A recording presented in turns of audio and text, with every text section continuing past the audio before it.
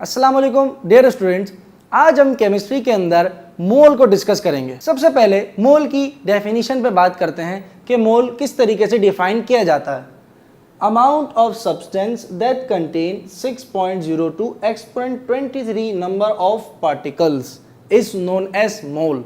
ये जो नंबर आपको नजर आ रहा है 6.02 एक्सपोनेंट 23, ये नंबर आप पहले भी पढ़ के आ चुके हैं। जी हाँ, ये एवोगैड्रो नंबर है जिसको Na से रिप्रेजेंट करते हैं।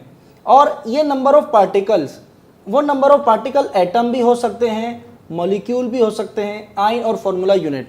यानी अगर एक एटम की बात कर रहे होंगे तो सिर्फ उसके अंदर पार्टिकल एटम ही कंसिडर किया जाएगा, लेकिन जब आप एक कंपाउंड की या एक आयोनिक कंपाउंड की बात करेंगे तो फिर एक कोवेलेंट कंपाउंड के लिए हम मॉलिक्यूल का नॉर्मली लफ्ज़ इस्तेमाल करते हैं और फिर आयोनिक कंपाउंड के लिए आइंस या फॉर्मूला यूनिट का लफ्ज़ भी इस्तेमाल करते हैं।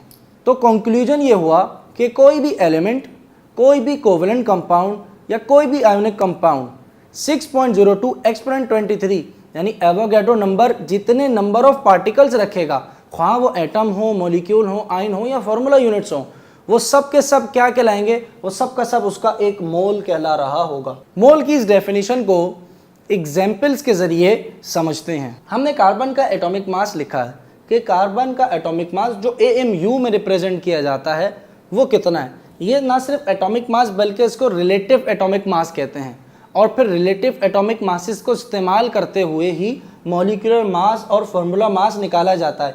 इसलिए जो इसका यूनिट होता है वही इन दो का यूनिट भी रिप्रेजेंट किया जाता है। सो कार्बन का एटॉमिक मास 12 AMU, यानी कार्बन के एक एटम का मास 12 AMU है। एक एटम के जिसको हम वेट पेन पर नहीं नाप सकते। आप एक एटम को वेट पेन पे रखें, पहले तो आप ये सोचें कि उस एक एटम को आप आइसोलेट कैसे करेंगे और फिर उसको वेट पेन पर कैसे रखेंगे कि वो इतना ग्राम आपको शो कराए, क्योंकि वेट पेन AMU शो नहीं कराता, वेट पेन आपको ग्राम शो कराता है।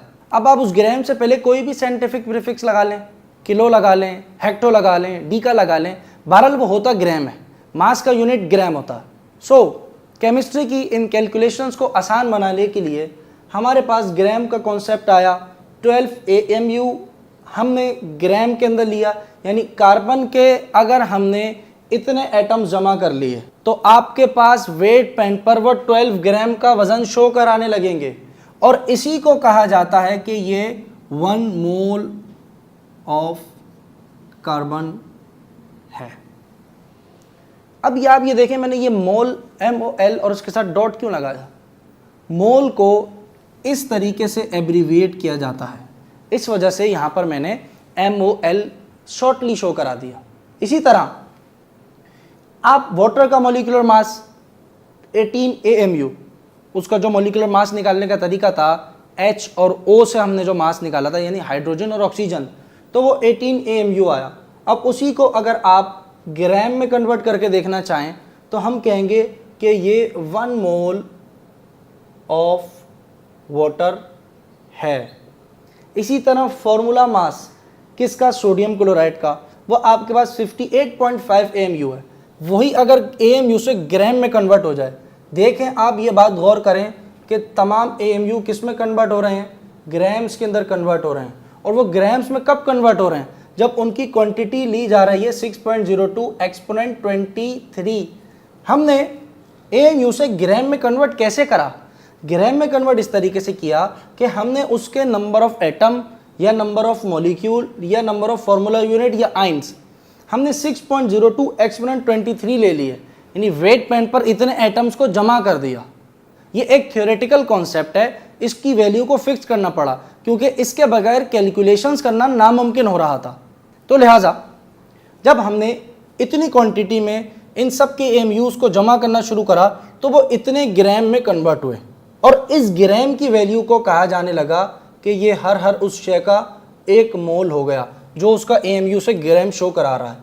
जैसे सोडियम 58.5 AMU ग्राम में कन्वर्ट किया, हमने कहा कि 1 mole of sodium chloride, NaCl sodium chloride का फॉर्मूला, इसीलिए मैंने इसको यहाँ पे लिख के रिप्रेजेंट करा दिया। Okay, so let's conclude the topic. Gram atomic mass, gram molecular mass and gram formula mass, is known as मोल।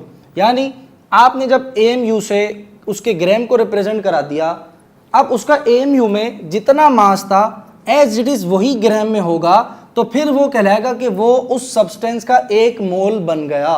सो ये मोल के मुतालिक चंद इंपॉर्टेंट और बेसिक बातें थी। नेक्स्ट वीडियो में हम मोल के न्यूमेरिकल और इसके फॉर्मूले को डिस्कस करेंगे। तब तक के लिए केमिस्ट्री को अच्छे से पढ़ते रहिए।